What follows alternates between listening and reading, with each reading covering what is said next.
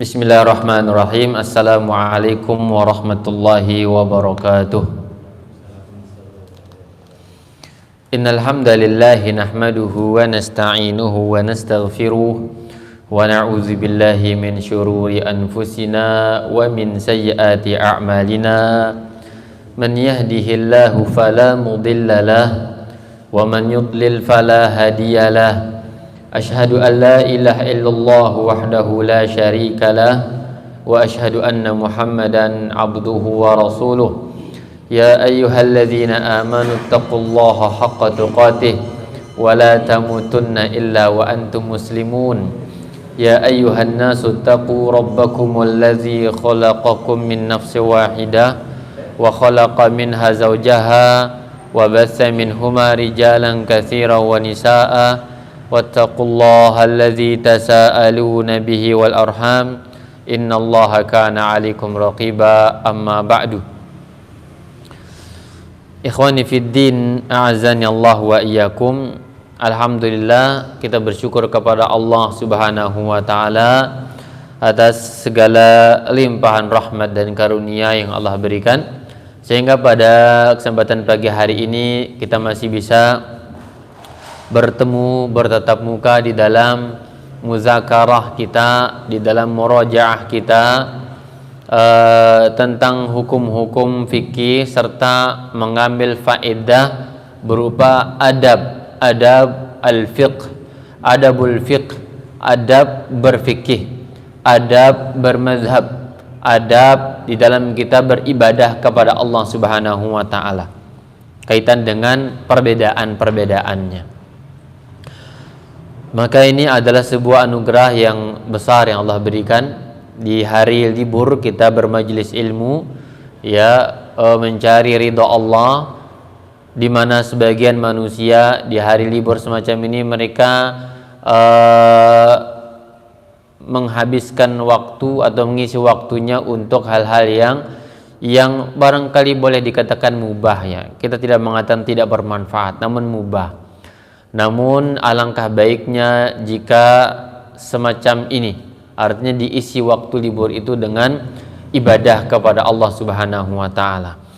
Karena kita tidak tahu waktu kita yang mana yang Allah berkahi, umur kita yang mana yang Allah berkahi, ibadah kita yang mana yang Allah berkahi, majelis kita yang mana yang Allah berikan keberkahan di dalamnya. Maka isilah segala waktu, tenaga, pikiran dalam konteks ibadah kita kepada Allah Subhanahu wa taala. Salawat serta salam semoga selalu tercurahkan kepada junjungan kita Nabi besar Nabi Muhammadin sallallahu alaihi wasallam, kepada keluarga beliau, para sahabatnya, dan orang-orang yang senantiasa mempelajari dan beramal dengan Islam ini sampai akhir zaman. Ikhwan sekalian yang dimuliakan Allah Subhanahu wa taala, pada kesempatan ini insyaallah kita melanjutkan hadis ke-7 dari hadis Umdatul Ahkam ini, sambil kita mengambil adab-adab pelajaran darinya.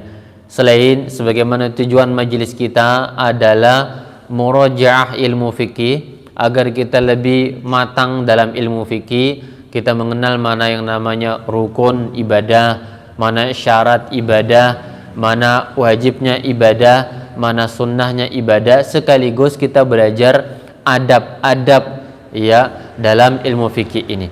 Karena sebagaimana kita sebutkan di awal pertemuan bahwa tidak ada di dalam dunia ilmu ini kecuali hampir semua persoalan dalam ilmu, bidang ilmu, keahlian yang ada di dalam Islam, bahkan di non-Islam juga, tidak lepas dari yang namanya perbedaan pendapat. Tidak lepas dari yang namanya perbedaan pendapat para ulama. Dan perbedaan pendapat itu dibangun di atas dalil-dalil. Tidak ada para ulama kita berpendapat sekadar ra'yu belaka, kecuali mereka mengambil istinbat dari dalil yang ada. Maka kita boleh mengambil pendapat A dengan dalil kita, namun tetap menghargai pendapat B yang berpendapat berbeda dengan kita, yang memiliki dalil juga. Sebagaimana para sahabat, sebagaimana para salaf kita, berbeda namun bersatu. Berbeda namun dalam hal-hal yang ditolerir dalam syariat, yang kemudian mereka saling cinta kasih dengan itu. Di tengah perbedaan mereka juga sepakat dalam jihadnya. Di tengah perbedaan mereka juga sepakat di dalam berhaji bersama, sholat jamaah bersama, dan seterusnya. Karena ini dibangun di atas adab-adab khilaf yang mapan dan kedewasaan yang bagus, sehingga lahirlah masyarakat Islami yang toleran, yang wasatiyah dalam makna yang benar, lurus, pertengahan, tidak radikal, tidak juga menjadi lembek, ya, tidak peduli. Jadi pertengahan, tidak keras, tidak juga ya masa bodoh dengan keadaan. Jadi harus pertengahan, mempelajari yang rajih namun beradab dengan perbedaan yang ada. Baik, maka ini tujuan, ikhwan, penting sekali. Dan seperti yang sudah kita sebutkan bahwa hal ini hilang. Kita semangat bermanhaj ahlus sunnah mencari pendapat yang rajih, namun kita lupa adab, sehingga muncullah ya gambaran, muncullah sebuah faham, muncullah sebuah cara beragama yang cenderung ya orang bilang mungkin eksklusif, orang bilang mungkin sok benar sendiri, orang bilang mungkin ya tidak mau terbuka dengan yang lainnya. Mungkin iya, itu terkadang ada di dalam sebagian uknum karena kurang memahami akan fikih perbedaan. Ketahuilah para ulama kita, di tengah perbedaan Imam Syafi'i mengatakan kunut itu sunnah, di situ juga Imam Ahmad mengatakan itu bid'ah, namun mereka sholat bersama. Lihat keindahan perbedaan. Mereka lah, dari mereka kita mengenal yang kunut itu bid'ah, dari mereka pula kita mengenal kunut itu sunnah, kan begitu. Tapi mereka guru dan murid. Apa kata Imam Ahmad bin Hanbal? Di antara orang yang aku doakan dalam sujudku, selalu dalam sujud, ini kejujuran, akhlak dan kecintaan, ketulusan mereka dalam beragama dan berinteraksi dalam sosial. Apa kata Imam Ahmad? Di antara orang yang aku doakan dalam sujudku selalu agar Allah berikan kebaikan surga, Imam Syafi'i rahimahullah. Didoakan Imam Syafi'i, padahal Imam Syafi'i mengatakan kunut sunnah, beliau bid'ah. Akan tapi itulah dalam doa. Nah, ini adab-adab semacam ini mungkin hampir hilang di kalangan kita. Butuh kita murojaah kembali akan fikih kita, ilmu kita, dan adab serta akhlak di dalam beragama ini. Baik. Kemudian juga butuh difahamin juga bahwa akhlak ini hal yang sifatnya fardu ain. Jangan salah faham. Akhlak beradab ini sifatnya fardu ain. Ya, fardu ain. Makanya Nabi katakan dalam sebuah hadis bahwa innar rajula la yablughu ya darajatas shaimil qaim bi husni khuluqih. Seseorang itu akan mencapai meraih sampai kepada derajat orang yang suka tahajud malam, orang yang suka puasa siang harinya dengan akhlak mulia. Apa rahasianya kata ulama? Karena berakhlak itu adalah fardu ain, sedangkan tahajud, puasa sunnah itu sekedar apa? Sekedar sunnah, enggak mengganggu, enggak membuat orang masuk neraka jika ditinggalkan. Tapi kalau akhlak, beradab, salah di dalam kita beradab, berakhlak, ancamannya di dalam neraka. Maka Nabi katakan selalu dibesar-besarkan persoalan adab akhlak ini. Nabi mengatakan aqrabukum majlisan yaumal qiyamah ahasinukum akhlaqa. Orang yang paling dekat majelisnya bersamaku yang paling baik akhlaknya. Akmalul mu'minina imanan ahsanuhum khuluqa. Hadis lain mengatakan yang paling sempurna iman di antara orang beriman adalah yang paling bagus akhlaknya. Akhlak ya bersama orang beriman, akhlak dengan tetangga, akhlak bersama orang tua, akhlak bersama teman-teman, akhlak di majelis ilmu, kepada guru, kepada sesama penuntut ilmu agama, bersama anak istri, ya, ini adalah sebuah kewajiban fardu ain bagi seorang muslim. Maka belajar agama adalah belajar akhlak. Islam ini adalah agama akhlak. Bahkan Nabi mengatakan, aku diutus untuk akhlak, untuk akhlak. Kenapa dikatakan akhlak? Nabi sebutkan di situ akhlak, nggak sebutkan tauhid. Diutus untuk tauhid, diutus untuk sholat. Padahal banyak dalil tentang tauhid dan sholat juga, tapi disebutkan akhlak di sini, menunjukkan pentingnya akhlak, menunjukkan pentingnya akhlak. Bahwasanya dalam kita beribadah butuh akhlak, dalam kita beramal juga butuh akhlak, dalam kita sholat butuh akhlak, dalam berzikir butuh akhlak, ya, dalam kita berpendapat juga butuh akhlak. Jamaah sekalian yang dimuliakan Allah Subhanahu wa taala, maka ini hal penting. Hal yang sangat penting bagi kita semuanya, ya, sehingga akan lahir nanti sebuah sosok, ya, sosok yang dia rahmat bagi alam, bagi lingkungannya, lembut, kasih sayang kepada rumah tangganya, orang yang baik kepada sesama orang Islam, ya, orang yang baik dengan sesama teman akrab dan seterusnya. Kita belajar fikih sekaligus akhlak. Baik, hadis ketujuh dari kitab Umdatul Ahkam ini, ya, yang disampaikan oleh Imam Al-Hafidh Abdul Ghani Ibn Abdul Wahid Al-Maqdisi rahimahullahu taala, yaitu hadis ketujuh kaitan dengan wudu. Kaitan dengan wudu. Beliau mengatakan, siapa yang baca ini? Ustaz Heri, silakan membaca.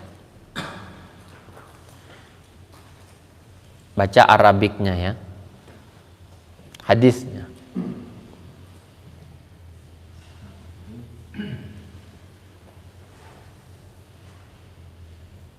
An-Humrana Maula Utsmanani Affana radhiyallahu Maula Utsman bin Affan.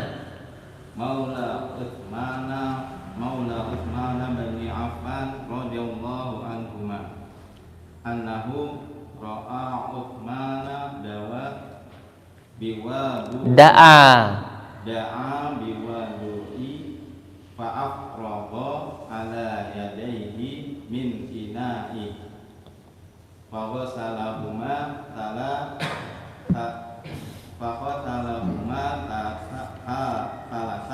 marati thumma adkhala yaminahu fil wudu'i thumma tamadda wastan syaqa wastan syaq thumma qasala wajhahu talata wa yadayhi ilal mirfaqaini talata thumma masyaha bi ra'sihi thumma qasala ilka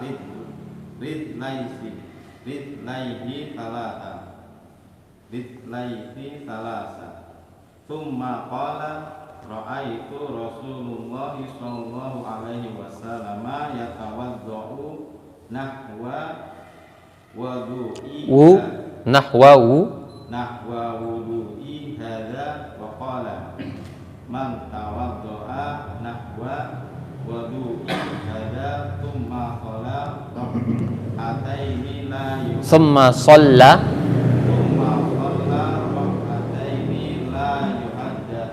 la yuhaddithu bihima nafsahu gufira. Oke, taib. Iya. Tidak sah, ya. Baik. Perhatikan ikhwan, hadis tentang wudu ini kita akan mempelajari dalam dua poin penting di sini, ya, dua pembahasan, ya.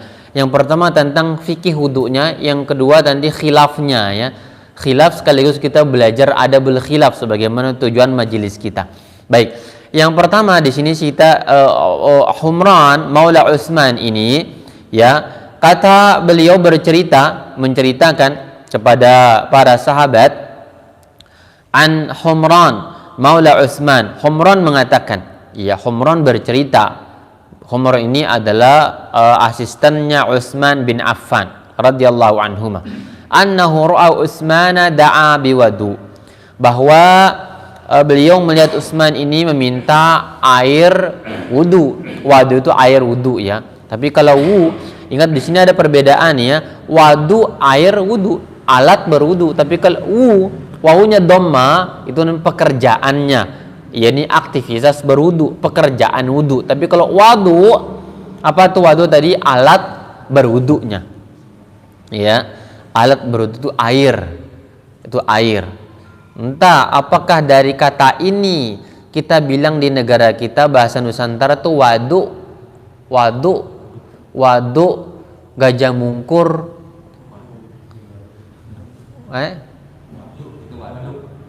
oh itu wadu, apa? Oh gitu, bukan dari kata ini, ya. Oh baiklah, ya, wadu, ya. Kata beliau, Utsman minta air wudu, air untuk berwudu. Fa afragha ala yadayhi min ina'ihi. Maka Utsman mencuci tangan, ya, dari bejana yang berisi air yang dimintanya. Ini pertama perhatikan di sini cuci tangan dulu, ya. Fa ghasalahuma salasa marratin. Maka beliau mencuci sebanyak 3 kali. Oke.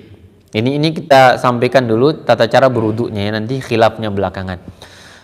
Cuci tangan 3 kali. Summa adkhala yaminahu fil wadu. Kemudian beliau memasukkan tangan kanannya. Jadi setelah mencuci tangan itu 3 kali, ya.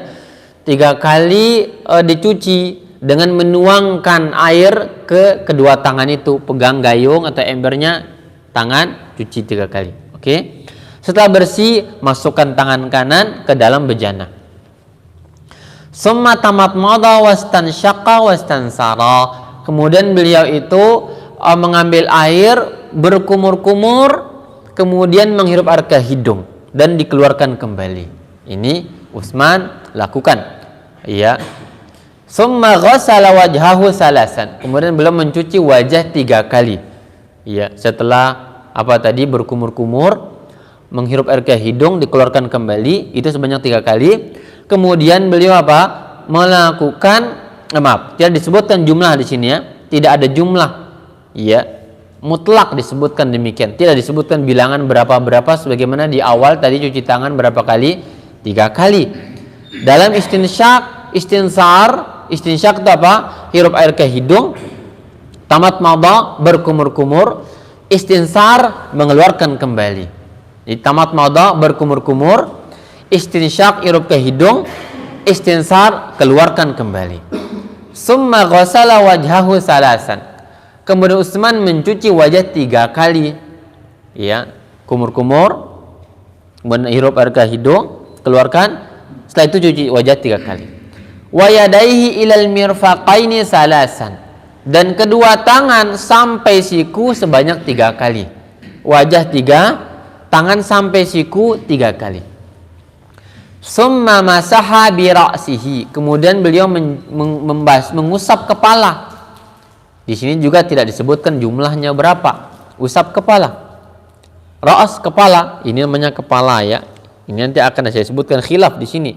Muncullah orang-orang yang berwudu dengan cara begini, itu kita akan sebutkan. Summa ghassala kilta rijlaihi salasan. Kemudian beliau mencuci kedua kakinya sebanyak 3 kali. Summa qala ra'aitu Rasulullah sallallahu alaihi wasallama yatawaddau nahwa wudu'i hadza. Setelah itu mencuci kaki 3 kali tadi, maka beliau mengatakan, aku melihat Rasulullah sallallahu alaihi wasallam berwudu seperti wuduku ini. Summa shalla rak'ataini la yuhadditsu fihima nafsahu. Summa shalla rak'ataini la yuhadditsu fihima nafsahu wa qala, kemudian beliau mengatakan, man tawadda'a nahwa wudu'i hadza. Barang siapa yang berwudu seperti wuduku tadi, summa shalla raka'ataini, kemudian dia salat 2 rakaat, la yuhadditsu fihi ma nafsahu, dia tidak yuhadditsu fi ma nafsahu, ya, artinya apa di situ? Ya, pikiran, bisikan-bisikan, khayalan-khayalan di dalam jiwa. Ya. Ghufirallahu ma taqaddama min dzambih, maka akan diampuni dosa-dosa dia yang telah lalu. Baik, ini tata cara wudu tadi. Humran Maula Utsman bercerita tentang bagaimana prakteknya tadi. Pertama, ya, minta air, kemudian cuci kedua tangan 3 kali, tuangkan air ke kedua tangan, gosok sebanyak 3 kali, 3 kali ambil air. Setelah itu, ya, beliau kumur-kumur, hirup air ke hidung dan dikeluarkan sebanyak 1 kali. Kemudian cuci wajah 3 kali, kemudian cuci tangan sampai siku 3 kali, keduanya 3 kali. Kemudian mengusap kepala 1 kali, dan setelahnya mencuci kaki 3 kali. Selesai.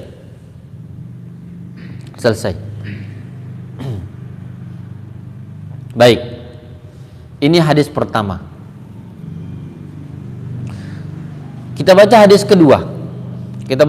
kedua. Karena berkaitan erat ya 2 hadis ini, ya. Baik, baca hadis kedua. Antum, tafadhal.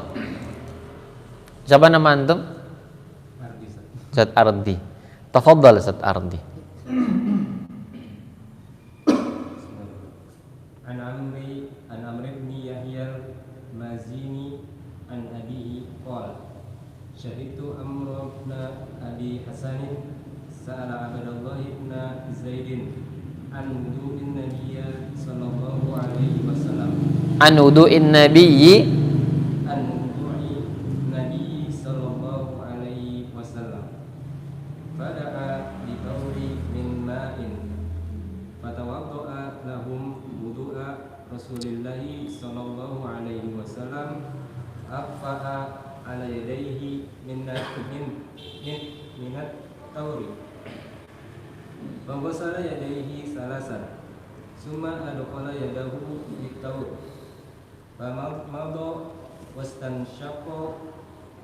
wastansaro salasan di salasi ghurfatin summa adkhala yadahu fa ghasala wajhahu salasan summa adkhala yadahu fi tawri fa ghasalahuma marrataini ila mirfaqain summa adkhala yadahu fi tawri fa masaha ra'sahu fa aqbala bihima wa adbara marratan wahidatan summa ghasala rijlaihi wa fi riwayatin bada'a bi muqaddami ra'sihi hatta dhahaba bihima ila qafahu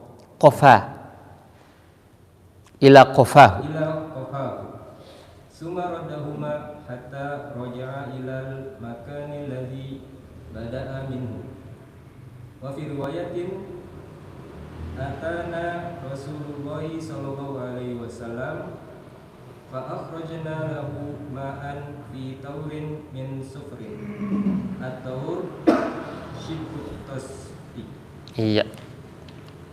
Baik, ikhwani yang dimuliakan Allah Subhanahu wa taala. 2 hadis ini, ya, hadis pertama tadi tentang praktek wudu yang kemudian diakhirkan dengan adanya sunnah apa? Salat 2 rakaat. Nah, ini siapa yang wudu kemudian salat 2 rakaat ini? Siapa? Ya, Utsman di sini, ya. Utsman, ya, karena beliau mengutip dari Rasulullah Sallallahu Alaihi Wasallam, dan juga yang mengerjakan sunnah ini Bilal, gitu ya. Bilal kalau batal wudu selalu wudu lagi, ya. Kemudian sholat, ya kan, batal wudu, jaga wudunya. Kemudian setelah wudu sholat, wudu sholat. Sampai-sampai Nabi apa? Memastikan Bilal masuk surga. Nah, ya ini sunnah yang barangkali hampir-hampir hilang ya di zaman kita juga. Hal semacam ini, sholat sunnah setelah berwudu, ya, sholat sunnah setelah berwudu. Baik, hadis yang ke-8 tadi, yang ke-8 disebutkan di situ bahwa an Amr bin Yahya al-Mazini an abihi qal, dari Amr bin Yahya al-Mazini dari bapaknya berkata, syahidtu Amr bin Abi Hasanin, aku melihat, menyaksikan Amr bin Abi Hasan, ya, bertanya kepada Abdullah bin Zaid an wudu'in Nabi sallallahu alaihi wasallam, tentang wudu Rasulullah sallallahu alaihi wasallam. Pada bitaurin min ma'in, maka beliau minta satu baskom, satu ember air. Fatawadda'a lahum wudu'a Rasulillah sallallahu alaihi wasallam. Maka Abdullah bin Zaid, ya, berwudu sebagaimana wudunya Rasulullah sallallahu alaihi wasallam. Fa'akfa'a ala yadayhi minat tawri faghasala yadayhi salasan. Maka ambil air, nuangkan ke air dari baskom tadi, kemudian mencuci tangannya 3 kali. Summa adkhala yadahu fit tawr famatmada wastansyaqa wastansara salasan bi salasi gharfatin. Di sini disebutkan apa? Berkumur-kumur, istinsyak, ya, dan air ke hidung tadi sebanyak 3 kali. Hadis pertama tidak disebutkan, hadis kedua disebutkan sebanyak 3 kali. Summa adkhala yadahu faghasala wajhahu salasan. Setelah itu beliau apa? Masukkan tangan lagi dan mencuci wajahnya sebanyak 3 kali. Summa adkhala yadahu fit tawr faghasalahuma marrataini ilal mirfaqaini. Kemudian setelah mencuci wajahnya, beliau lagi memasukkan kembali tangan ke bejana, ke baskom, ya. Maka beliau mencuci kedua tangan tersebut sebanyak 2 kali. Nah, lihat 2 kali di sini. Wajahnya 3, sekarang tangannya berapa? Masing-masing 2 kali. Ya, summa adkhala yadahu fit tawr. Kemudian beliau masukkan tangan lagi ke bejana, famasaha ra'sahu, maka beliau mengusap kepala hatta zahaba bihi ila qafah. Lebih lengkap keterangannya di sini apa? Disebutkan apa? Memulai bihima wa adbara marratan wahidah. Mulai, ya, aqbala bihima wa adbar. Mengusap kepala dari depan ke belakang 1 kali. 1 kali saja. Lihat, ini cara Rasulullah dalam hadis yang sahih. Umdatul Ahkam ini adalah kumpulan hadis Bukhari, Sahih Muslim. Ya, Bukhari dan Muslim dalam praktek ibadah yang sengaja dihimpun oleh Abdul Ghani Al-Maqdisi, ya, khusus hadis-hadis seputar hukum dari Sahih Bukhari, Sahih Muslim, sehingga, ya, tata cara wudu ini sangat jelas bagaimana Rasulullah berwudu. Apa tadi katanya? Mengusap kepala 1 kali saja. Caranya, ya, diusap semua kepala dengan kedua tangan dari depan ditarik ke belakang, ya, wa adbar marratan wahidah, 1 kali saja, ya. Kemudian summa ghassala rijli, kemudian beliau mencuci kedua kakinya dan selesai. Wa fi riwayatin, dalam riwayat yang lainnya, bada'a bi muqaddami rasihi, Nabi itu memulai dari depan kepala ini, ya, hatta zahaba bihima ila qafah, sampai beliau tarik kedua tangannya sampai ke tengkuk ini, qafah. Summa raddahuma hatta raja'a ila al-makan alladhi bada'a min. Kemudian beliau kembalikan kedua tangan ini lagi sampai kembali ke semula beliau memulai dari apa? Mencuci atau membasuh kepala itu, mengusap kepala itu. Wa fi riwayatin atana Rasulullah sallallahu alaihi wasallam fa akhrajna lahu ma'an fi tawrin min sufr. At-tawr shibhut tas. Ya, baik. Perhatikan di sini tentang tata cara praktek Rasulullah sallallahu alaihi wasallam dalam berwudu, ya. Jelas ya. Kita praktek ini yang kita praktekkan. Karena hadisnya jelas. Tidak ada orang yang tidak ada riwayat Nabi itu secara ini gitu ya, secara dalil ya bahwa praktek Rasulullah secara nyata sebagaimana masyarakat kita mengusap demikian. Tidak ada. Nah, baik, namun nanti kita akan masuk dalam dunia khilafnya itu. Ada indikasi dalil gitu ya, yang dijadikan dalil oleh sebagian ulama untuk membolehkan tata cara mengusap kepala semacam ini. Ada dalilnya, ya. Akan kita bahas. Yang akan menjadi pembahasan tentang apa? Bagaimana kita bersikap dalam perbedaan. Bagaimana kita berbeda dengan saudara kita yang lain, yang cara wudunya tidak seperti ini. Baik. Sedikit ya aneh terkadang ya kita melihat ya di masyarakat kita, padahal kayak Umdatul Ahkam ini, Bukhari Muslim ini adalah buku yang dihafal oleh pesantren-pesantren. Apapun nama pesantren itu dan siapapun pendirinya, yang jelas pesantren yang memahami kitab gundul pasti baca hadis ini. Cara Nabi berwudu demikian. Lalu kenapa di praktek masyarakat itu kalau antum tidak pernah ada orang berwudu di kalangan mereka sebagaimana Rasulullah ini? Pernah nggak antum melihat ke masjid-masjid umum orang berwudu seperti Rasulullah ini? Gak ada ya. Rata-rata demikian caranya. Lihat. Berarti ini ada informasi yang tidak sampai ke mereka. Ada info yang tidak sampai ke masyarakat kita. Ya, kurang wawasan tentang agama, tidak membaca buku, ya, kurang perhatian kepada agama, itu yang terjadi. Nah, kita akan lihat nanti bagaimana perbedaan dalam hal ini. Selesai ya tentang tata cara wudu ya. Ini Rasul praktekkan. Maka antum tinggal praktekkan sebagaimana yang barangkali sudah paham semuanya ya. Ambil air wudu, cuci tangan 3 kali dulu, oke? 3 kali. Kemudian ambil air, berkumur-kumur istinsyak ya. 3 kali juga kumur-kumur sekaligus istinsyak, dan lepaskan dengan tangan kiri, keluarkan tangan kiri. Ambil dengan tangan kanan, buang dengan tangan kiri sebanyak 3 kali. Setelah itu mencuci wajah ya 3 kali. Kemudian tangan sampai siku kanan 3 kali, kiri 3 kali. Ambil air, usap kepala dari depan ke belakang, kembalikan dari belakang ke depan. Kemudian kaki sampai mata kaki, selesai. Ini yang Nabi ajarkan kepada para sahabat. Jelas ya di sini ya. Antum wudunya sudah demikian ya? Sudah? Alhamdulillah. Berarti antum mengamalkan hadis ini. Ambil di sini tidak disebutkan telinga. Lihat di sini. Inilah ilmu ya ikhwan. Inilah ilmu. Hadis sahih caranya demikian. Telinga tidak disebutkan. Akan tetapi nanti akan masuk dalam pembahasan khilaf kita. Telinga.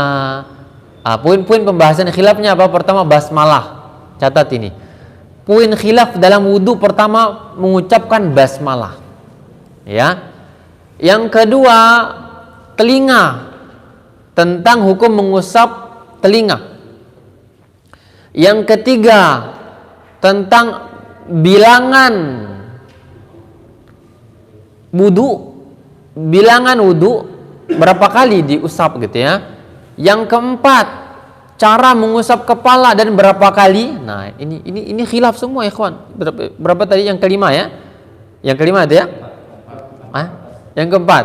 Oke. Yang pertama apa tadi? Basmalah. Telinga. Bilangan, baik. Yang keempat, tata cara mengusap kepala dan juga jumlahnya. Yang keempat. Khilaf yang kelima,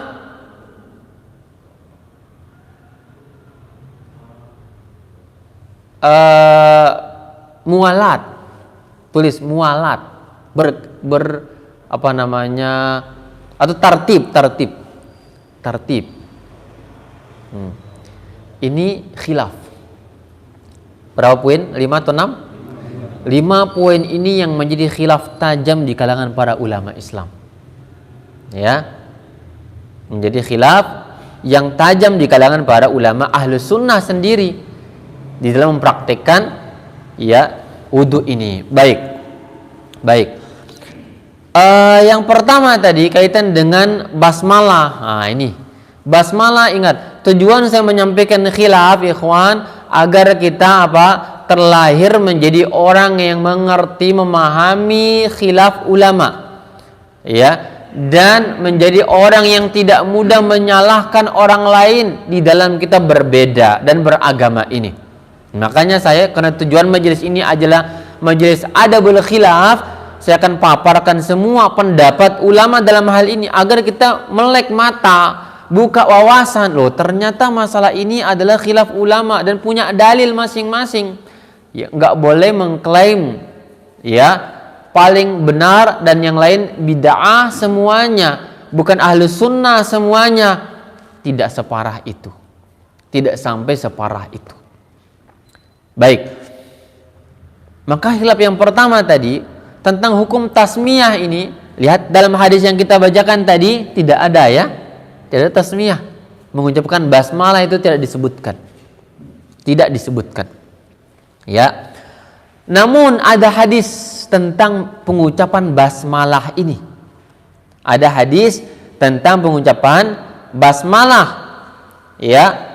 Dalam sebuah hadis yang dikeluarkan oleh Imam Ahmad bin Hanbal dalam musnad beliau.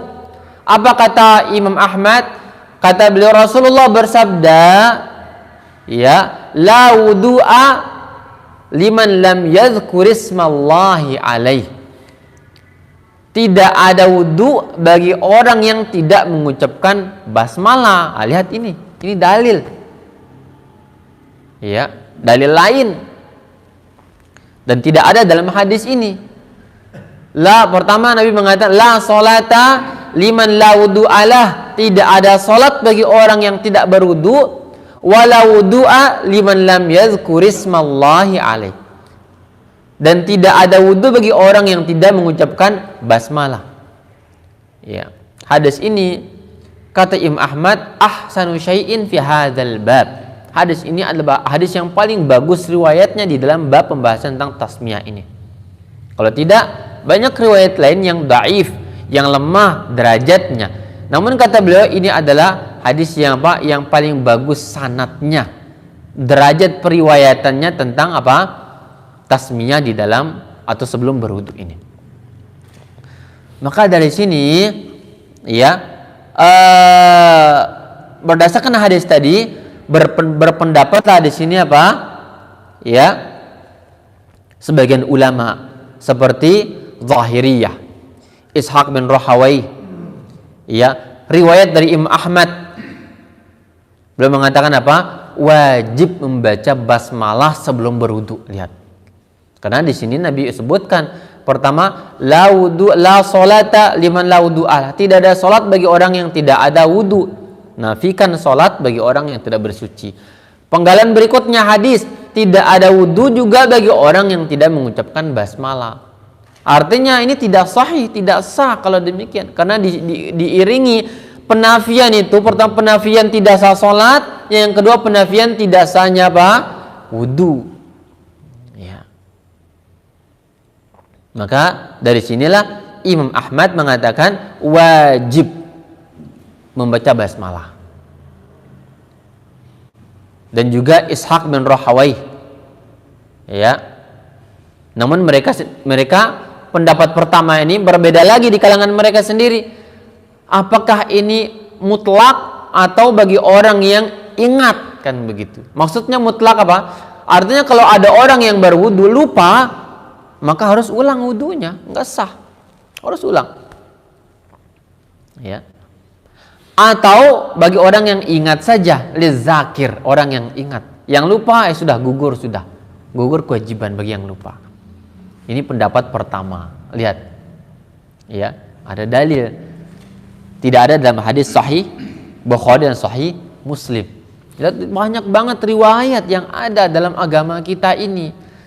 Ya, karena praktekkan tata cara A, kondisi A, praktekkan tata cara B dalam kondisi B. Yang kondisi A tidak hadir sahabat pada kondisi B, sebagaimana pada kondisi B itu tidak disaksikan oleh sahabat yang pada kondisi A. Memicu perbedaan informasi yang di sana ada tambahan, di sini tidak ada. Di sini tidak disaksikan sahabat, di sana ada di penambahan yang lain disaksikan oleh sahabat yang lainnya. Perbedaan muncul. Ya. Maka wajib kata mereka fardu, ya, bahkan menjadi fardunya apa? Fardunya, wajibnya wudu, mengucapkan basmalah.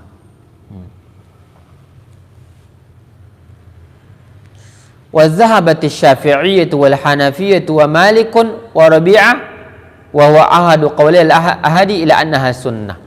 Berpendapatlah di sini Imam Syafi'i, Abu Hanifah, pengikut beliau, dan juga Imam Malik bin Anas, kata beliau apa? Bahwa tasmiyah ini hukumnya sunnah. Mengucapkan basmalah sebelum berwudu hukumnya apa? Sunnah. Nah, lihat. Yang satu wajib, yang satu sunnah.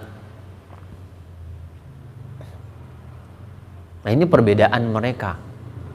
Ya. Dan kita berkewajiban mencari mana yang kuat dari pendapat yang ada. Setelah kita mengambil pendapat yang kuat, kita praktekkan. Jangan lupa beradab dengan orang-orang yang berbeda dengan kita. Mungkin dia meyakini tidak wajib, mungkin kita wajib, ya. Atau sebaliknya, mungkin kita berkesimpulan setelah kita melakukan kajian-kajian mendalam, kumpulkan beberapa referensi yang ada, kita kaji, maka kesimpulan kita sunnah. Namun kalau ada orang berfatwa, ustadz, kiai, ya, orang yang mempraktekkan bahwa itu wajib, ketika dia lupa dia ulang wudunya, tidak bisa disalahkan. Itu pendapat beliau, itu dalil beliau. Ya, beliau dalam beramal, kita. Kalaupun mau buka diskusi yang dingin, tidak hot diskusinya, tidak panas sampai mengeluarkan ini sunnah, ini non sunnah atau yang semisal itu. Ini hati-hati, ya. Karena banyaknya dalil yang simpang siur dalam masalah ini. Bukan karena Islam ini adalah agama yang membuat kita bingung, tidak. Justru hikmah khilaf itu luar biasa kata para ulama kita. Ada hikmah yang dalam, ya, ujian bagi kita orang-orang beriman. Yang kedua, terkadang khilaf ini bisa dipraktekkan dalam sebuah kondisi dan tidak bisa dipraktekkan kondisi lain. Maka adanya khilaf. Lebih leluasa cara kita beragama, ya. Justru keragaman pendapat semacam ini ternyata kemudahan. Kalau satu pendapat tidak berubah-ubah, ini justru berat dan sulit, betul tidak? Tapi kalau banyaknya perbedaan, banyaknya pendapat, ini rasanya ringan, gitu ya. Tentunya perbedaan dengan dalil tadi. Maka hikmah adanya perbedaan-perbedaan semacam ini. Nah, baik. Tadi apa kesimpulannya? Dalam masalah mengucapkan basmalah, satu mengatakan wajib, itu pendapatnya siapa? Ya, Imam Ahmad bin Hanbal dalam riwayat, dan juga Allah ahli zahiriyah, mazhab zahiriyah yang mengambil tekstual dalil mengatakan wajib dan fardu. Jumhur mengatakan apa? Sunnah. Nah, antum selama ini praktek yang mana? Ustaz Heru praktek yang mana? Bismillah ya, basmalah. Baik. Nah, dan inilah perbedaan wawasan yang harus kita gali untuk melahirkan etika, moral, akhlak kita di dalam bergaul, akhlak dalam kita ibadah. Baik. Apa dalil mereka? Yang tadi yang mengatakan wajib apa? Ya, dengan dalil tadi penafian, ya, tidak ada wudu bagi orang yang tidak mengucapkan basmalah, maka wajib kalau demikian. Karena konsekuensinya wudunya apa? Tidak sah. Atau sah bersamaan dengan adanya dosa karena meninggalkan kewajiban, kan begitu konsekuensinya. Oh, berarti berdosa. Ya, menurut pendapat pertama, kalau orang itu tinggalkan dosa. Ya, sekalipun dia lupa harus mengulang dalam pendapat mereka yang jadi sesama mereka khilaf tadi ya. Setelah mengatakan wajib, terpecah lagi dua pendapat. Apakah mutlak wajib atau bagi orang yang mengingatnya saja wajib? Nah, bisa difahami ya? Antum bisa paham ya? Maksudnya orang yang mutlak itu lupa nggak lupa, ingat atau lupa, wajib. Ingat alhamdulillah, lupa wajib mengulang lagi wudunya dan basmalah. Oke, ini mutlak maksudnya. Yang mengingat, ya ketika dia ingat maka wajib dia baca. Ketika dia lupa, gugur kewajiban. Ini pendapat sesama mereka tadi. Yang kedua tadi sunnah mutlak, sunnah. Kerjakan alhamdulillah dapat pahala, tidak kerjakan rugi dikit dia karena ketinggalan sebuah pahala sunnah, kan gitu ya. Jadi apa maksud sunnah kata ulama kita? Dikerjakan dapat pahala, ditinggalkan apa? Rugi. Sama dengan kita THR-an, terima alhamdulillah, nggak dapat demo. Betul tidak? Itu sunnah loh sebenarnya THR itu ya, bukan kewajiban. Kewajiban dia bulanan, dia kerja keringat akhir bulan dia dapat. THR itu sunnah, terima kasih kepada bos sebenarnya. Nggak dikasih ya tapi kok nggak dikasih, beliau bulan depan sudah nggak datang itu karyawan kita. Ya, baik. Karena ada sisi dakwah juga ya. Ada tunjangan hari raya. Oh, berarti negara kita perhatian kepada hari raya.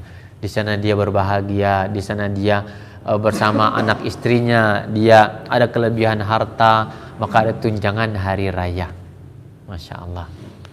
Boleh nanti kalau ada tunjangan hari kematian, tunjangan sakit dan seterusnya. Tapi besar pengeluaran perusahaan kita jadinya.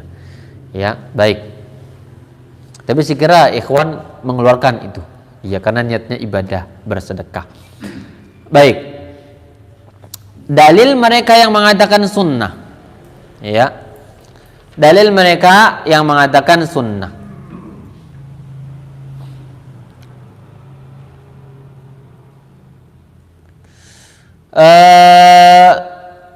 Mereka mengatakan bahwa hadis tentang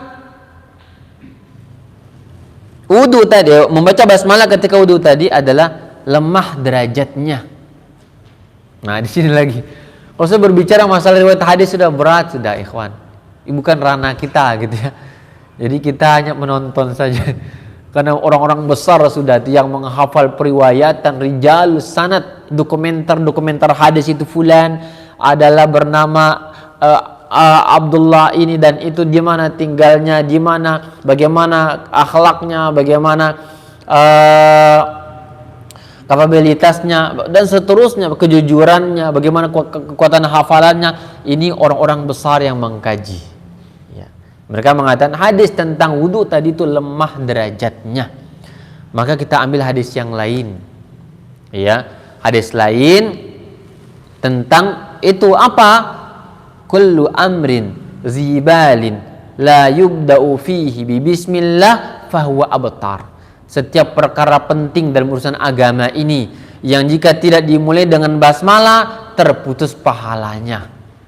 Dia sah tapi putus pahalanya. Ini dalil jumhur yang mengatakan apa?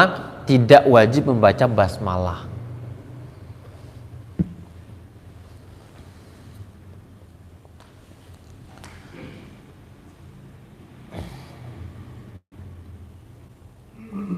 Kemudian juga dan yang mewajibkan juga kuat.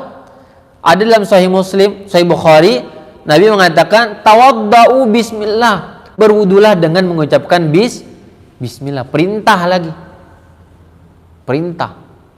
Ya, namun terkadang perintah ini juga dibawa kepada bukan wajib tapi sunnah terkadang. Ya, Sebuah ungkapan perintah dalam syariat kita bisa bermakna dua. Bisa wajib, bisa sunnah. Di antara dalil sunnah ya hadis kita, hadis di dalam kitab kita ini. Di sini dua periwayatan, hadis pertama Humran Maula Utsman, juga Abdullah bin Zaid tidak menyebutkan bismillah. Ini menjadi dalil orang yang mensunnahkan. Betul tidak? Kuat dalilnya dalam Sahih Bukhari, Sahih Muslim. Bahkan Utsman mengatakan, barang siapa berwudu seperti wuduku ini, maka dia telah mengerjakan wudunya Rasulullah. Ternyata apa wudunya Rasulullah yang dipraktikkan Utsman? Tidak ada basmalah di awalnya. Lihat, dalil yang masya Allah banyak. Yang rajih, wallahu taala a'lam bissawab, dia adalah sunnah. Walaupun sunnah sebaiknya tetap dikerjakan, jangan ditinggalkan. Justru sunnah itu untuk dikerjakan, bukan untuk ditinggalkan. Jadi ungkapan salaf kita apa? Ya, dikerjakan karena dia sunnah. Justru dikerjakan karena dia sunnah. Ditinggalkan karena dia makruh, bukan makruh dikerjakan. Tapi di zaman kita dibalik ya. Ditinggalkan karena dia sunnah. Kalau para salaf dikerjakan karena dia sunnah. Mereka meninggalkannya karena dia makruh, dibenci Allah.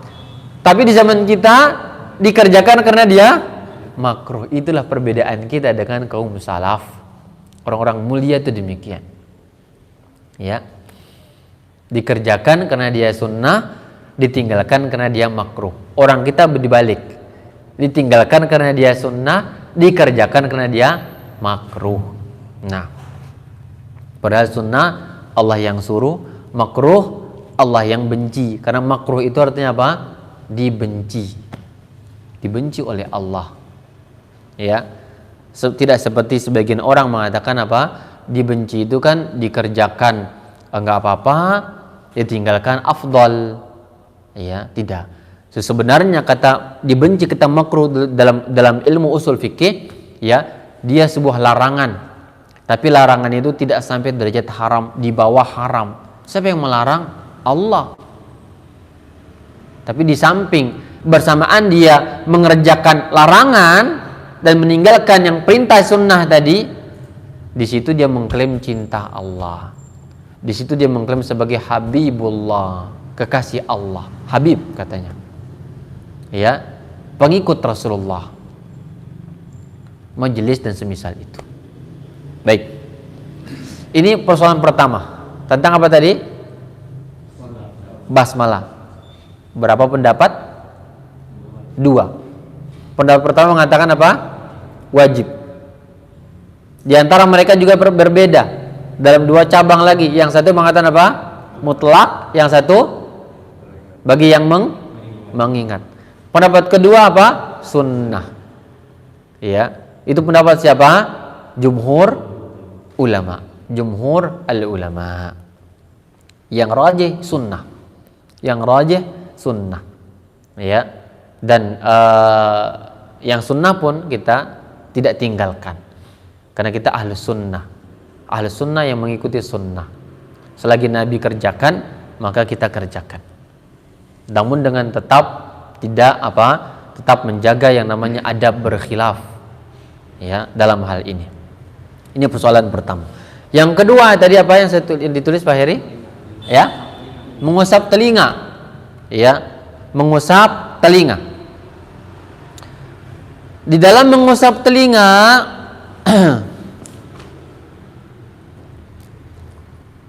atau kita mulai dari ini dulu. Kepala dulu. Mulai dari kepala dulu.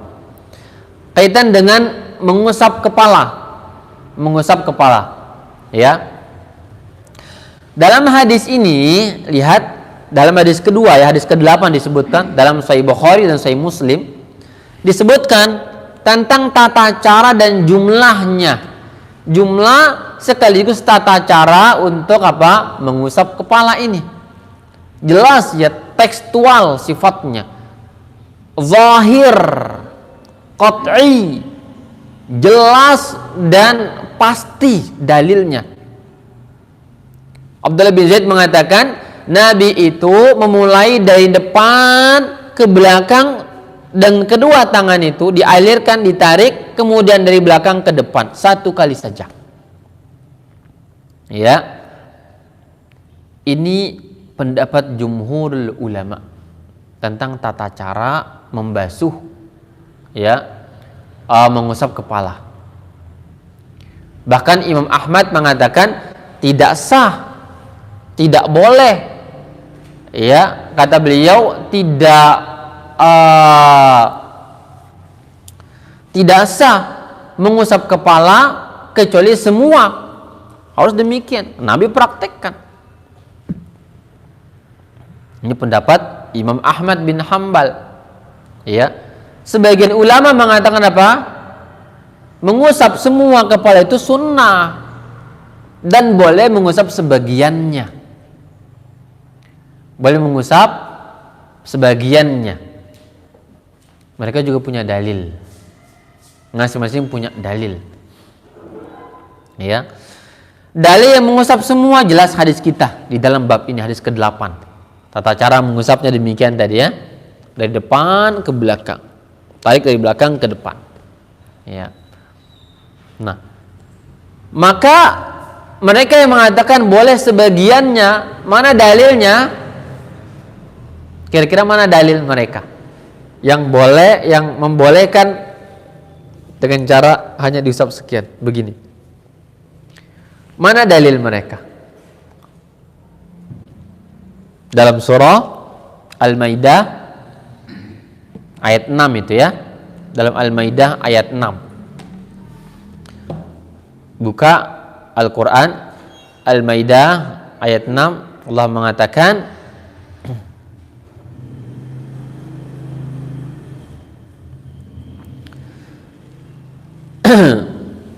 wamsahu biru'usikum.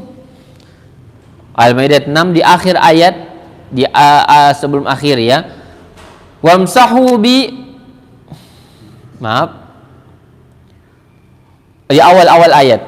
Ya ayyuhalladzina amanu idza qumtum ilas salati faghsilu wujuhakum wa aydiyakum ilal marafiqi wamsahu biru'usikum. Wahai orang-orang yang beriman, kata Allah, jika kalian hendak salat, maka berwuduklah. Bagaimana cara wudunya? Cuci wajah, tangan sampai siku, dan usap kepala, dan cuci kaki. Hanya 4 dalam ayat ini. Lihat, Al-Quran mengatakan 4 cara. Kalau tadi Nabi dalam hadis banyak, ya. Ada berkumur-kumur, menghirup air ke hidung, dan seterusnya. Ayat hanya menyebutkan 4 perkara dalam praktek wudu. Dan kita terfokus kepada masalah apa? Wamsahu biru'usikum. Usap kepala kalian. Usap kepala kalian. Apa maksud dari biru'usikum di sini? Imam Syafi'i mengatakan bi dalam ayat ini maksudnya apa? Littaba'id, yaitu menunjukkan sebagian kepala. Jadi tafsirnya ayat ini, maka usaplah sebagian kepala, karena kata ru'us itu adalah datang dengan huruf jarbi, maka artinya sebagian. Karena ba artinya littaba'id, menunjukkan sebagian. Artinya apa? Basuhlah atau usaplah sebagian kepala kalian. Ini dalil beliau. Karena Imam Syafi'i ini adalah ahli bahasa, ahli tafsir, ahli fikih, ahli usul fikih, ahli hadis. Ya, makanya ada buku tafsir Imam Syafi'i. Ada tafsir Imam Syafi'i. Usul fikih, Ar-Risalah Imam Syafi'i. Fikihnya ada Al-Umnya Imam Syafi'i. Hadisnya Musnad Imam Syafi'i. Ahli hadis, ahli tafsir, ahli bahasa, terkenal dengan keluasan bahasa beliau. Maka beliau menafsirkan Al-Quran dengan apa? Dengan bahasa littaba'id, menunjukkan sebagian. Maka ini menjadi dalil beliau tentang bolehnya mengusap sebagian kepala. Ya, bolehnya mengusap sebagian kepala. Kemudian maka terjadi perbedaan. Dan di kalangan orang yang membolehkan mengusap sebagian kepala juga berbeda pendapat lagi mereka. Standarnya berapa rambut yang harus diusap? Kata mereka 3 helai. Cukup 3 helai sudah. tambah jauh gitu. Ya. Cukup 3 helai katanya. Jadi kenapa nggak langsung aja mengatakan Rasulullah prakteknya demikian, ikut Rasulullah gitu ya? Itu mungkin bagi kita. Tapi bagi mereka dengan adanya tafsiran-tafsiran tadi, maka kapan dikatakan sebagian? Minimal 3 helai rambut. 3 helai rambut untuk mengatakan sah sebagian kepala tadi. Iya. Maka seharusnya ya kita melihat ya, masyarakat kita ini mengerjakan sesuatu yang standar, yang minim itu mereka kerjakan, ya kan ya. Terlalu rendah hasrat dan tamak akhiratnya, ya. Dikerjakan yang paling sedikit, sedekah cari yang paling kecil, ibadah cari yang paling ringan, sholat tarawih cari yang paling cepat, yang super cepat, ya. Sedekah ya kasih nominal yang paling kecil, angka terkecil. Gitu ya. Salat witir 1 rakaat paling kecil, bangun 1 saja. Boleh tapi 1. Ternyata demikianlah kita dan orang-orang kita Nusantara ini ya. Padahal Nabi praktekkan apa? Semua kepala yang terbagus gitu loh. Kenapa enggak yang terbagus? Ya. Bukan Allah mengatakan la tu'minu hatta tunfiqu ma tuhibbun. Kalian tidak beriman sampai kalian berinfak yang kalian cintai. Yang kita cintai, bukan yang jelek-jelek. Masih kita ingat bagaimana persembahan sedekahnya 2 anak Adam. Yang satu yang bagus-bagus, kambing yang sehat, yang gemuk, persembahkan untuk Allah. Qarraba, ya, kurbanan, berikan korban. Yang satu cari yang rusak-rusak, yang bekas hama, hewan yang kurus, yang pokoknya nilainya rendah. Allah tidak terima yang demikian. Allah hanya menerima yang bagus. Lihat. Jadi khawatir hal-hal kayak gini Allah tidak terima. Wudu begitu ya. Yang paling ringan yang kita ambil. Tidak. Untuk Allah harusnya yang terbagus lah. Ya, ibadah kepada yang terbagus. Sama terkadang kita melihat sebagian ikhwan ke masjid masih pakai kaos oblong. Padahal di orang berduit mampu beli jubah bagus. Iya, minyak wangi yang mahal bisa dibeli ibadah kepada Allah dalam kondisi nyaman dan seterusnya. Tapi sholat segini, ya, seperti tidak punya perhatian apa-apa kepada ibadah kepada Allah. Kayak gini-gini takut kita jangan Allah tidak terima persembahannya. Karena Allah itu hanya menerima yang bagus. Yang bagus yang Allah terima.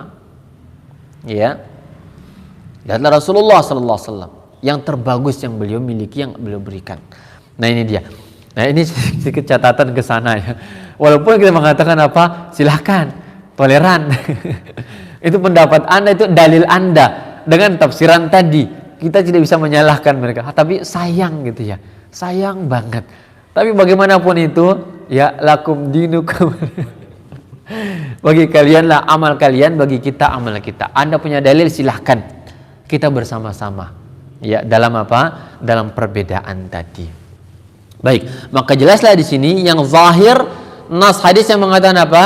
Lakukan sebagaimana Rasulullah Sallallahu Alaihi Wasallam melakukan, yaitu apa? Cara wudunya semua kepala, tidak ada sisanya. Ini cara Rasulullah. Dan terkadang aneh bagi kita, sebagaimana saya sampaikan di muka ya, kenapa kok sepakat orang-orang itu mengambil yang terendah nilainya, yang paling kecil nilainya? Kenapa nggak ambil yang terbagus? Padahal mampu. Ya, ini di musim kurban. Ada yang bilang, Ustadz, nanti saya beli kambing atau sapi menjelang hari H. Kenapa? Tersisa yang murah-murah, kata dia. Ternyata yang kurus-kurus, yang sudah nggak laku, itu ditunggu-tunggu oleh dia. Hati-hati, jangan Allah tidak terima korbannya. Berkorban yang bagus lah. Jangan tunggu yang kurus, yang sudah nggak laku, orang nggak hasrat untuk memilihnya. Tiba-tiba dia datang, harga berapa? 1,5 juta. Aduh, kuranglah 1 juta lah, masya Allah. Dipaksa ya pembeli, terpaksa dia laku karena dia butuh pulang kampung, butuh ongkos segala macam. Ini momen dimanfaatkan oleh sebagian ikhwan untuk memeras si pedagang dan sedikit dipaksa untuk melepaskan hewan korban yang sudah murah dan kurus tadi. Hati-hati ini ikhwan. Berikan yang terbaik untuk Allah dan Rasulnya. Berikan yang terbaik untuk Allah dan Rasulnya. Jangan cari yang kurus, yang murahan gitu. Baik. Tapi kalau untuk diri sendiri, masya Allah, yang bagus gitu ya, yang dan seterusnya itu ya. Baik. Ini terkadang realita yang menyedihkan ya. Untuk Allah kita berikan yang kurang, yang cacat, yang serba sudah minis lah. Tapi kalau untuk kepentingan pribadi, hawa kita, perut kita, pribadi kita, yang terbagus pokoknya, yang termahal. Kemudian dia mengatakan apa? Ya, harga tidak bohong Ustadz, mahal, masya Allah. Itu untuk dia. Untuk Allah berikan yang murah, berikan yang murah dan yang apa? Yang tidak berbobot. Baik. Nah, jadi demikian. Maka ikhwan, kalau di sana ada duit banyak, ya, kecuali tadi kemampuan ekonominya demikian ya. Ada yang lebih mahal dan bagus, ya. Ini murah dan kurang bagus. Ekonomi punya, beli yang terbagus. Anda tidak rugi. Kita tidak rugi dari hal itu. Karena semuanya Allah hitung, ingat. Semuanya Allah hitung. Tidak ada satupun dari perkataan, perbuatan, amal saleh yang kita berikan kepada Islam ini, kecuali Allah akan ternak dia, Allah akan kembangkan dia menjadi amal saleh dan pahala besar bagi kita. Baik. Ikhwani fiddin, a'azzani Allah wa iyyakum. Ini persoalan kedua. Yang ketiga tadi, masalah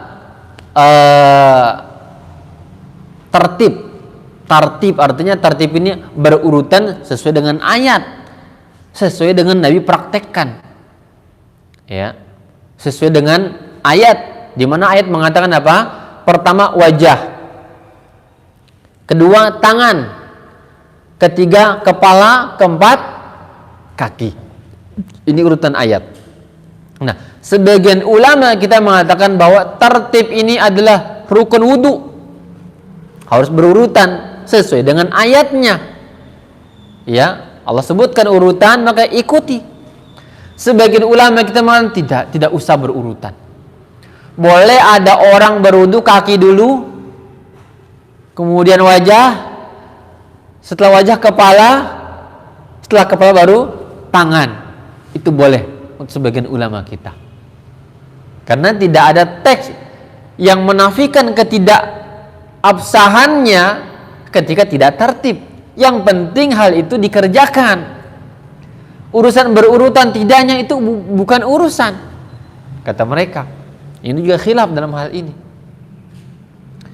Dan yang berpendapat demikian adalah ulama di zaman kita adalah Syekh Muhammad Nasiruddin Al-Albani rahimahullahu ta'ala.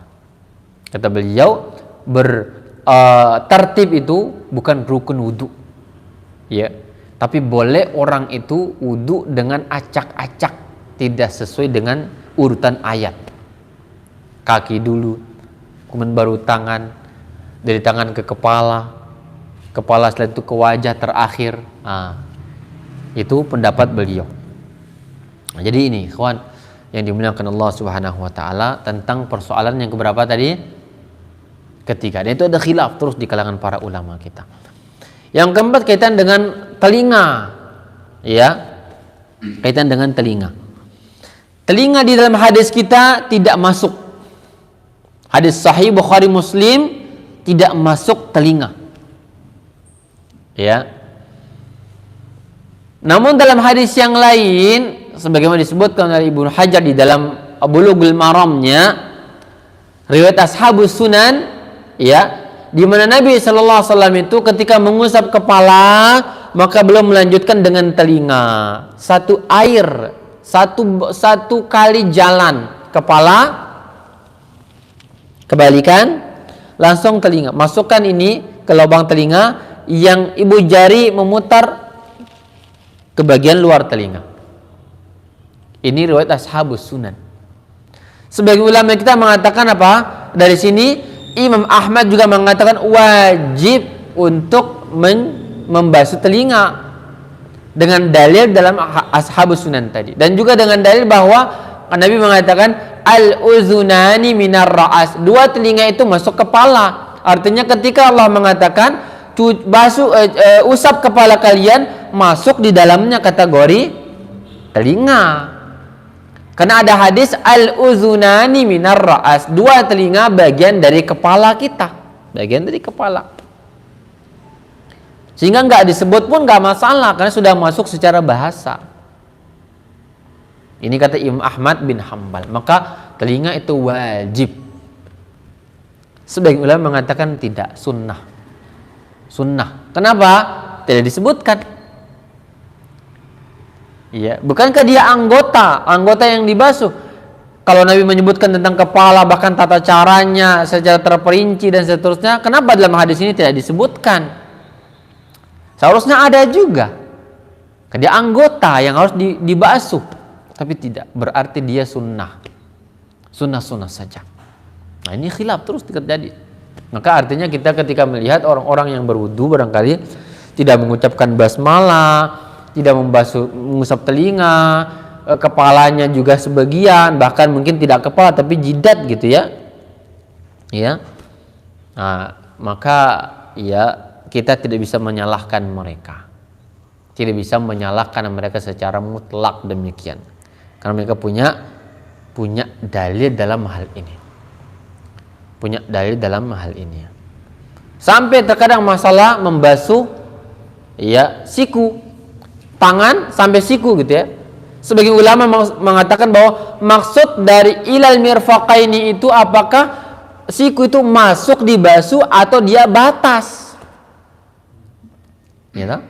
Batas yang tidak masuk kepada zona yang dibasuh, hanya batasan saja. Ini juga khilaf kan begitu. Kalau saya mengatakan saya di perbatasan Bekasi, nah apakah saya sudah masuk Bekasi atau belum? Masuk atau belum? Dengan ungkapan itu, saya sudah di perbatasan Bekasi, masuk Bekasi atau belum? Khilaf kan begitu. Belum atau sudah gitu. Batas itu sudah kita di situ kita masuk atau kita di samping perbatasan kan gitu. Sama dengan siku ini. Ketika Allah mengatakan wa aydiyakum ilal marafiq, sampai siku ini maksudnya siku kena basuh atau tidak kena. Karena dikatakan sampai siku ini siku ini masuk zona basuh atau hanya istilah batas yang ya sebelum siku kan gitu ya.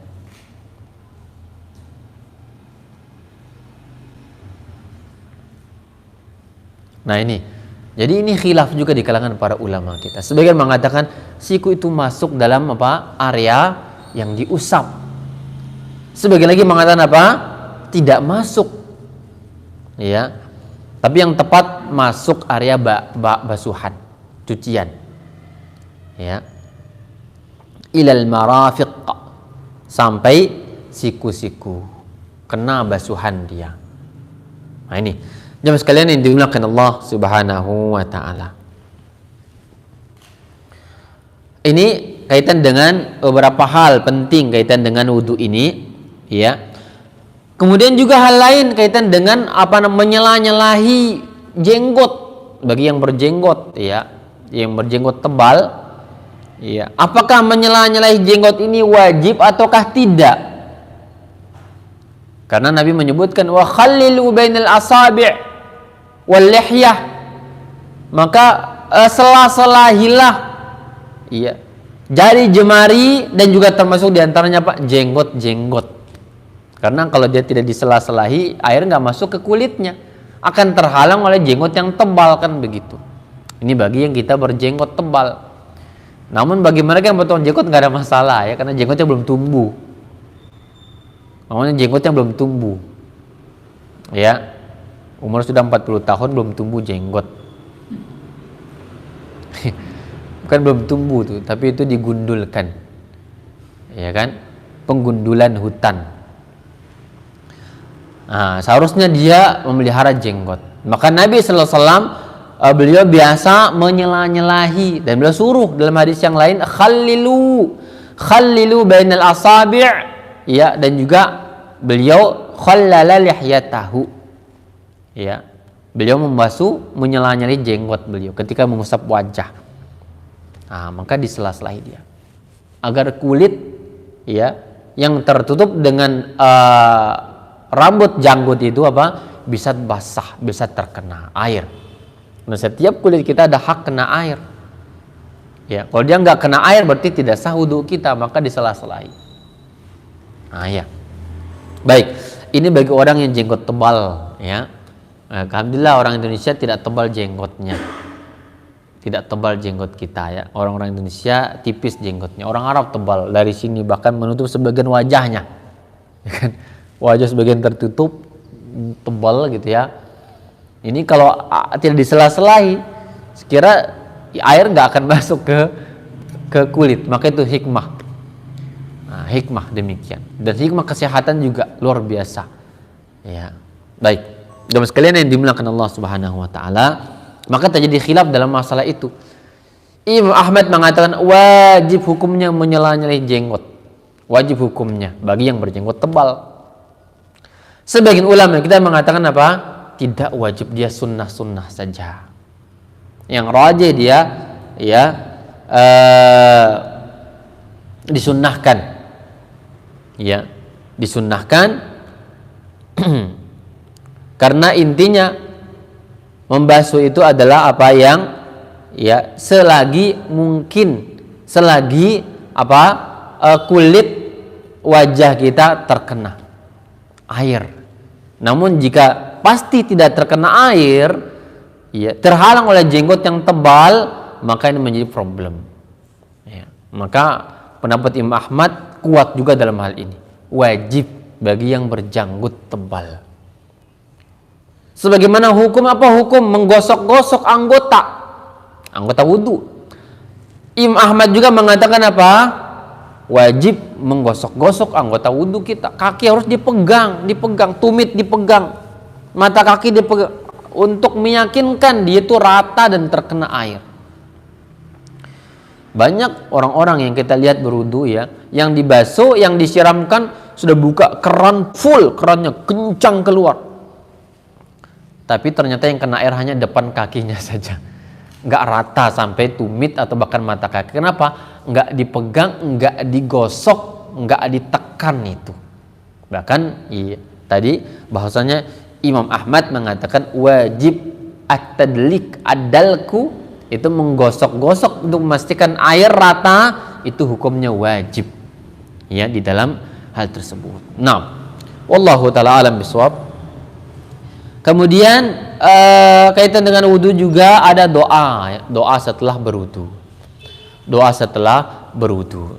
Barangkali sedikit dalam hal ini kaitan dengan adab berdoanya, tidak usah angkat tangan. Sebagian orang barangkali angkat tangan, asyhadu an la ilaha illallah, ya. Yang tepat dia tidak usah angkat tangan. Kenapa? Tidak ada anjuran Rasulullah angkat tangan setelah ketika membaca doa wudu ini. Ya. Tidak ada anjuran untuk angkat tangan ketika membaca doa setelah berwudu. Baik, jemaah sekalian yang dimuliakan Allah Subhanahu wa taala,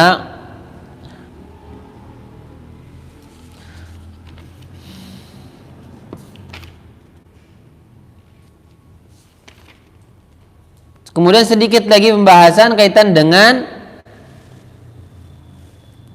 hadis keberapa ini?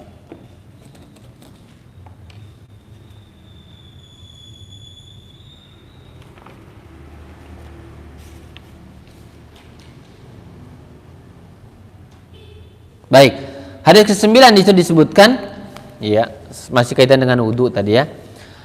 An Aisyah radhiyallahu anha qalat, dari Aisyah semoga Allah meridai beliau berkata, kana Rasulullah sallallahu alaihi wasallam yu'jibuhu at-tayammunu fi tana'ulihi wa tarajjulihi wa tuhurihi wa fi sya'nihi kullih. Nabi sallallahu alaihi wasallam itu kata Aisyah suka, senang untuk apa? Menggunakan anggota tubuh yang kanan di dalam apa? Bersandal kaki kanan dulu, bersisir ke kanan dulu, ya. Wa tuhurihi dalam berwudu, artinya dahulukan yang kanan ketika kaki kanan, tangan kanan, ya. Wa fi sya'nihi kullih, dalam semua urusan beliau yang baik-baik dahulukan yang kanan. Dahulukan yang kanan. Ini pun menjadi khilaf ulama. Apakah ini menjadi sebuah kewajiban atau boleh ketika kita berwudu dahulukan yang kiri dulu? Ya. Apakah ini menjadi sebuah pembatasan hukum dan wajib dahulukan yang kanan? Ya. Nah, ini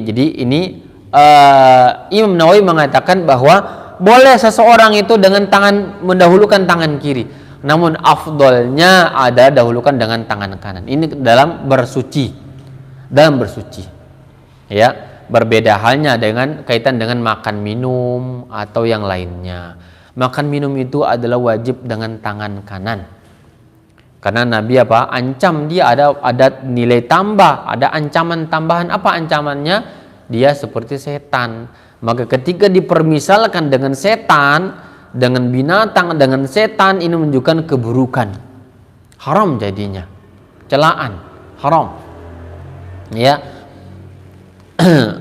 Jangan makan dan minum dengan tangan kiri, karena setan makan minum dengan tangan kirinya, ya. Maka menjadi hukum terlarang. Nabi juga larang, jangan orang yang dia rujuk dari hibah, dia membatalkan hadiahnya kepada orang lain, dia mengatakan, maaf saya nggak jadi berikan ya, tolong dibalikan lagi. Ya, itu dia nggak jadi beli, ya nggak jadi memberikan, dia minta balik itu hadiahnya. Apa kata Rasulullah? Sama dengan sama dengan anjing yang memakan muntahannya kembali. Apa kata Imam Ahmad? Menunjukkan haramnya orang itu mengambil lagi pemberiannya kepada orang lain. Karena Allah sifatkan dengan apa? Dengan perbuatan anjing yang memakan muntahannya. Nah, jadi ketika ditasbihkan dengan hewan-hewan yang tercela, maka ini buruk dan haram hukumnya. Ini. Jadi adapun masalah taharah tadi kembali dia adalah hukum asalnya dengan tangan kanan dulu, tangan kanan. Ya, kemudian baru tangan kiri. Kaki kanan baru kaki kiri.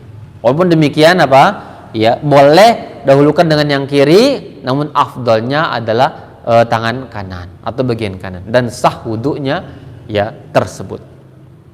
Nah, jamaah sekalian yang dimuliakan Allah Subhanahu wa taala, ini sekira yang dapat disampaikan pada kesempatan pagi hari ini, semoga bermanfaat kepada semuanya. Jika ada soal barangkali ada soal silakan ya. Silakan. Waalaikumsalam warahmatullahi wabarakatuh.